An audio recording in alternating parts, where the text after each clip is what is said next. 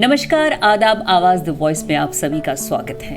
हमारे स्टूडियो में है हमारे एक ख़ास मेहमान जिनका नाम है अखलाक आहन, जो कि JNU के head of the department Persian में हेड हैं और ये एक ख़ास पोइट है, पर्शियन पोइट, और उर्दू में भी पोइट्री लिखते हैं। आइए सबसे पहले इनका स्वागत करते हैं और इनसे जानते हैं, इनकी शायरी के बारे में बातचीत करते हैं। बहुत बहुत स्वागत है आपका आवाज़ द वॉइस में। बहुत शुक्रिया।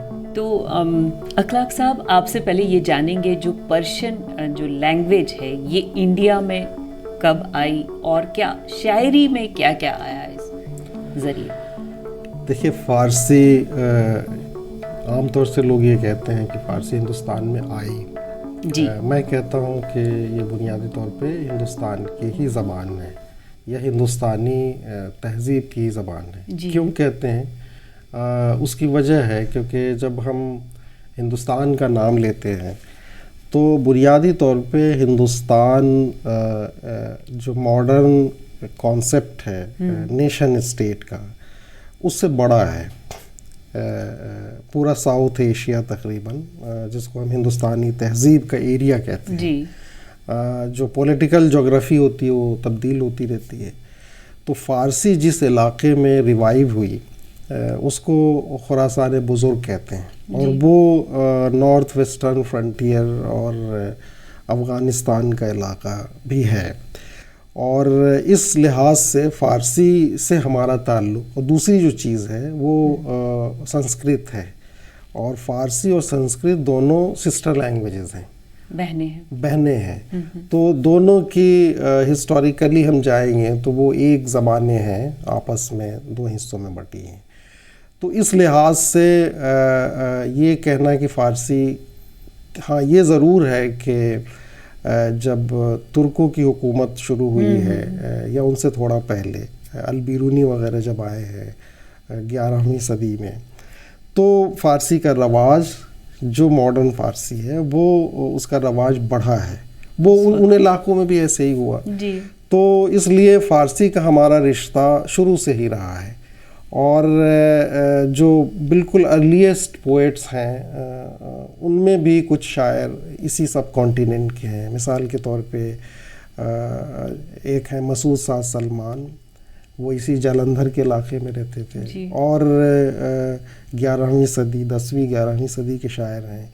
उसी तरह से अबुल फरज रूनी हैं, वो भी उसी ज़माने के शायर हैं। और मसूद साद सलमान के बारे में ख़ुद अमीर खुसरो ने लिखा है कि उनके पास फ़ारसी के साथ साथ हिंदवी का भी दीवान था।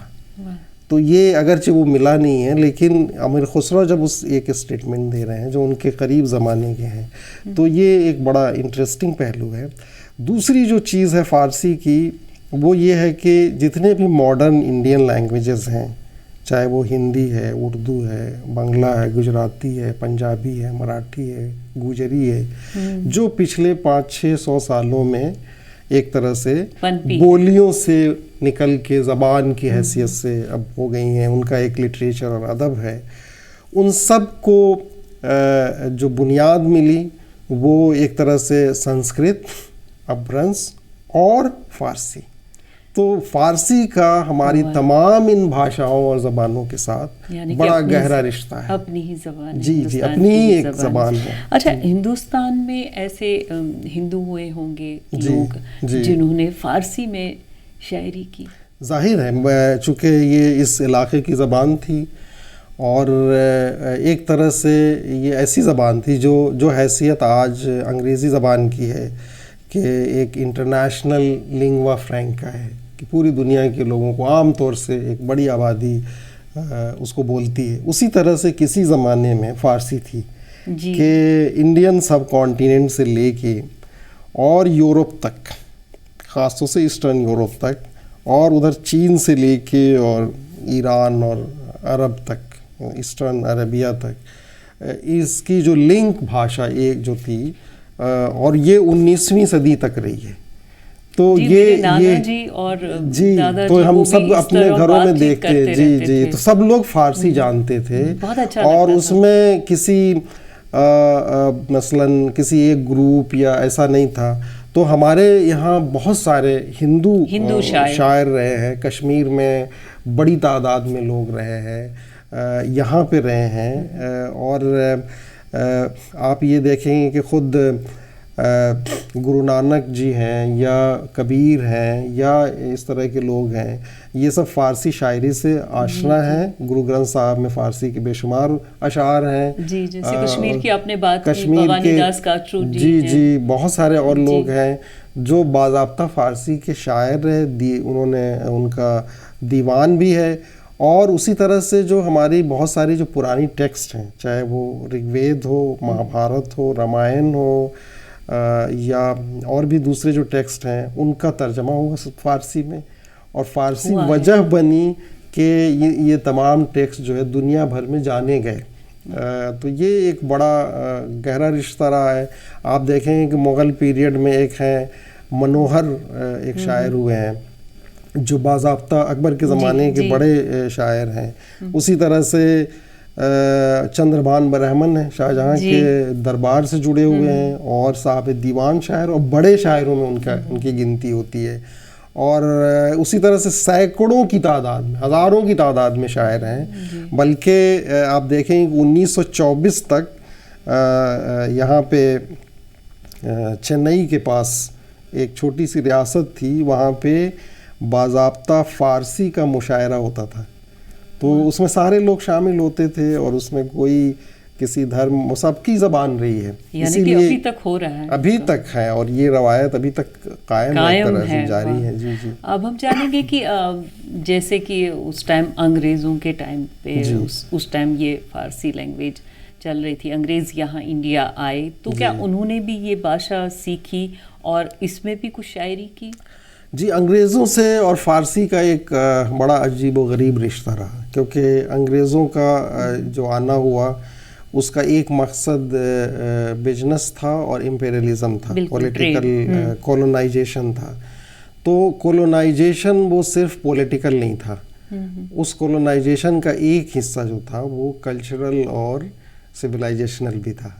تو انہوں نے یہ دیکھا کہ فارسی ایسی بھاشا ہے جس میں اس علاقے کی پوری سویلائزیشن کی کنٹینیوٹی ہو گئی. جو سنسکرت کی روایت تھی, جو یہاں کی مقامی روایتیں تھیں, اور پھر بعد میں یہ کنٹینیو رہی. انہوں نے بھی یہ بھاشائیں سیکھی. تو انہوں نے اس بھاشا کو سیکھا, لیکن انہوں نے یہ دیکھا کہ اس بھاشا سے ہم لڑ نہیں سکتے, کیونکہ اس کی ایک بڑی عظیم روایت ہے لٹریچر کی, 1500 سال کی, جس میں بڑے بڑے شاعر ہیں, اور اس کا جو بہت ہی رچ لینگویج ہے. تو انہوں نے 1835 میں اس کو چینج کر دیا. یہ سرکاری بھاشا تھی, ہماری آفیشیل لینگویج تھی. تو 1835 میں جنرل بینٹی کے زمانے میں, لارڈ بینٹنگ کے زمانے میں, اس کی جگہ ہندوی کو رکھ دیا گیا, یا اردو یا ہندی کو رکھ دیا گیا, جو بالکل انفینٹ لینگویجز تھی, ان کی اپنی پروز نہیں تھی. تو ان کو پتہ تھی کہ یہ بھاشائیں انگریزی کے سامنے نہیں ٹک پائیں گی.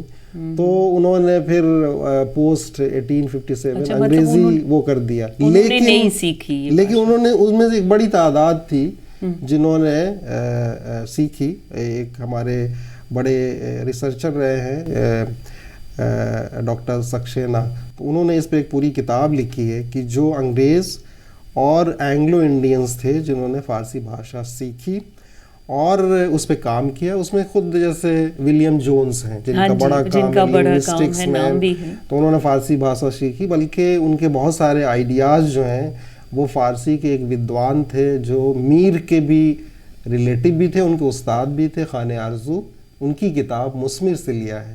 اور اسی طرح سے آپ دیکھیں گے فٹز جرالڈ ایک بڑا انگریزی کے شاعر تھے, انہوں نے فارسی کی جو خیام کی جو ٹرانسلیشن کیا وہ یہیں سے لیا, کلکتے سے لے کے گئے خیام کی رباعیاں, اور اس کا ایک ارلی ٹرانسلیشن اور اس کا ترجمہ کیا. اور بھی بہت سارے لوگ ہوئے ہیں, ایک جنرل ہیکنز ہیں, انہوں نے فارسی میں پوری ایک پستک بھی لکھی ہے, کتاب لکھی ہے. تو بہت کام کیا. کافی لوگ ہیں جنہوں نے فارسی بھاشا میں شاعری کی لکھا, کتابیں لکھی, اس پہ کام کیا. بات شاعری کی ہو رہی ہے اخلاق صاحب, اب پرشین لینگویج میں آپ تھوڑا سا ہمیں سنائیے پوئٹری اور میننگ بھی. تو میں میرے کئی سارے مجموعے ہیں شعری جی. اس میں فارسی کا ایک ہے جس کا نام ہے نماز عشق، اور اردو کا بھی یہ آیا ہے خرابات کے نام سے، اور یہ سوچنے پہ پہرا ہے کے نام سے ہے. اس کے علاوہ بھی ایک وہ ہے. تو میں آپ نے کہا چونکہ فارسی کا ایک جو آپ کا فیوریٹ تو میں سنا دیتا ہوں. اور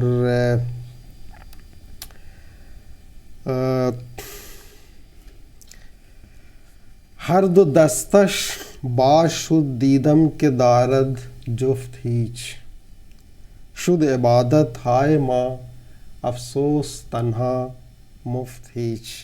یعنی ہمارے جو دونوں ہاتھ ہیں، ہم جس سے پوری دنیا حاصل کرنا چاہتے ہیں، لیکن آخر میں یہی دیکھتے ہیں کہ وہ کچھ ہم نہیں پاتے ہیں، خالی رہتا ہے. ٹھیک ہے.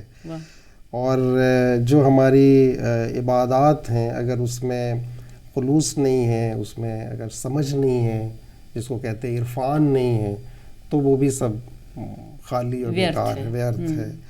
جان شیریں ہدیے کردم بر لبے لالش مگر، لب گزیدو رو کشیدو چشم بستو گفت ہیچ. ہم نے اس کے شیریں لبوں پہ اپنی پوری جان نچھاور کر دی، لیکن اس نے صرف اپنے ہونٹ کاٹے، کھینچے اور خاموش رہا اور کچھ نہیں کہا. بہت خوبصورت ہے. اخلاق صاحب، اب یہ اور جانیں گے کہ جیسا کہ ہم جانتے ہیں کہ اپنی جو غالب صاحب رہے ہیں، غالب نے کافی کچھ مطلب لکھا ہے بنارس کے بارے میں، اور گنگا کے بارے میں بھی انہوں نے کافی مطلب تعریف کی ہے. تو اس سے ہمیں کیا ایکتا جو ہے ہندو مسلم کی ایکتا ملتی ہے؟ بالکل. ہمارا جو ہندوستانی سویلائزیشن ہے وہ مختلف مذہبوں، بہت سارے دین، بہت سارے سمپردایوں، بہت ساری آستھاؤں کا ایک سنگم ہے، اور یہ ہزاروں سال سے ہے. اور دنیا کے تمام روایات اور تحریکیں یہاں پہ آئیں، اور اس دیش نے ان کا سواگت کیا، ان کو خوش آمدید کہا، اور وہ پروان چڑھی یہاں پہ. تو یہ ہم اپنی پوری پرمپراؤں میں دیکھتے ہیں، اور آپ دیکھیں گے کہ ہر مذہب اپنے بالکل ابتدائی دور میں آ گیا. عیسائیت پہلی صدی میں ہندوستان پہنچ گئی، اسلام اپنی بالکل شروعاتی دور میں پہنچ گیا، اور اس کے کالونیز مطلب جو تھے وہ بنارس جیسے شہر جو بہت ہی دھارمک شہر ہے، وہاں پہ رہا. اور یہاں سے بہت سارے پنڈت ہمارے گئے، بغداد گئے، 8ویں صدی میں گئے ہیں، اور وہاں کو بیت الحکمہ ایک بہت بڑا ریسرچ سینٹر تھا، اس کو انہوں نے انریچ کیا، وہاں کے ریسرچز میں حصہ لیا، چاہے وہ میتھمیٹکس پہ ہو، اپنے کلچر کو کہاں تک لے گئے، اسی طرح سے لوگ جو آئے وہ ملے، ان کا بھی سواگت تو کیا. اور ہمارے دیکھیں گے کہ پری کولونیل خاص طور سے جتنے بھی پوئٹ رائٹر ہیں، بلکہ اس پیریڈ میں اور آج بھی، سب ایک دوسرے کلچرز کو جانتے ہیں. خود غالب جب کلکتے جا رہے ہیں تو بنارس میں رکے، اور بنارس نے ان کو بڑا فیسینیٹ کیا، اور اس پر انہوں نے ایک بڑی لمبی نظم مثنوی لکھی جس کا نام چراغ دیر ہے، اور وہ ایک کلاسک ان کا کام ہے. اب تو اس کا ٹرانسلیشنز بھی آ گئے ہیں. تو یہ چیزیں ہیں. بلکہ ایک بڑا دلچسپ چیز مجھے دکھائی پڑی کہ غالب کے برتھ ڈے کے بارے میں جو ان کی تاریخ پیدائش ہے، اس میں بڑی کنٹروورسیز تھیں.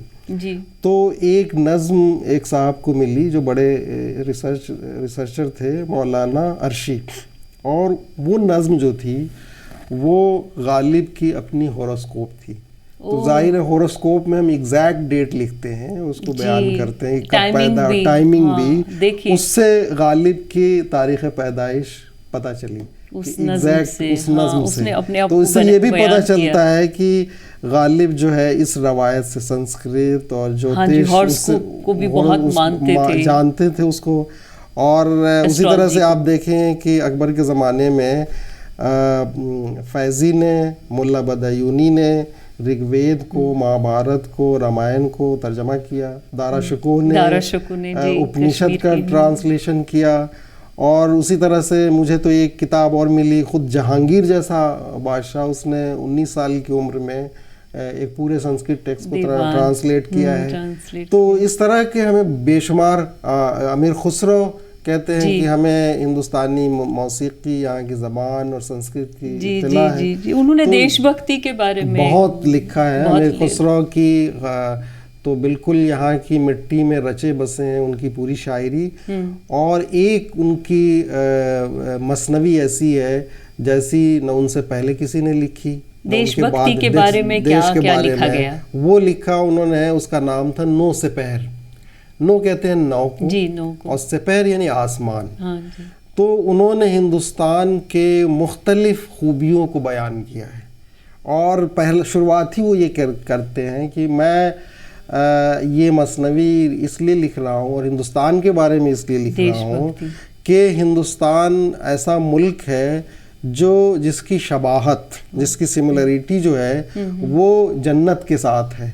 और यहाँ के पंडितों के बारे में लिखा, यहाँ की ज़बानों के बारे में लिखा, यहाँ की जो ख़वातीन हैं उनकी खूबियों और उनके हुस्न के बारे में लिखा है।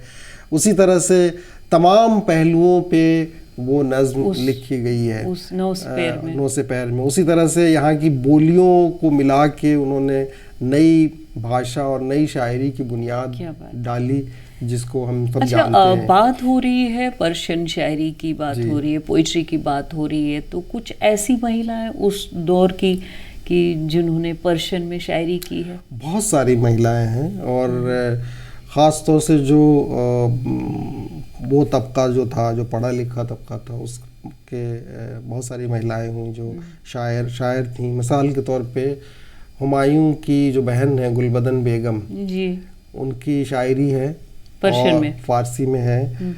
उसी तरह से आप देखेंगे कि औरंगज़ेब की बेटी हैं ज़ैबुन्निसा मख्फी, बल्कि उनको ये एजाज़ हासिल है कि वो पूरी फ़ारसी के इतिहास में, पूरी फ़ारसी की तारीख़ में पहली ऐसी शायरा हैं जो साहब दीवान है, जिनका दीवान है। और उनका एक शेर बड़ा कमाल का है, मैं पढ़ना चाहूँगा ज़रूर, कि दर सुखन पिन्हा शुदम मानंद बू दर बर्ग गुल, हर के मी खाहद मरा गो दर सुखन जो यद मरा।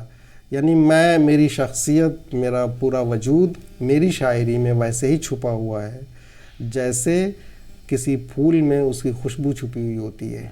तो जिसको मुझसे मिलना है वो मेरी शायरी पढ़े।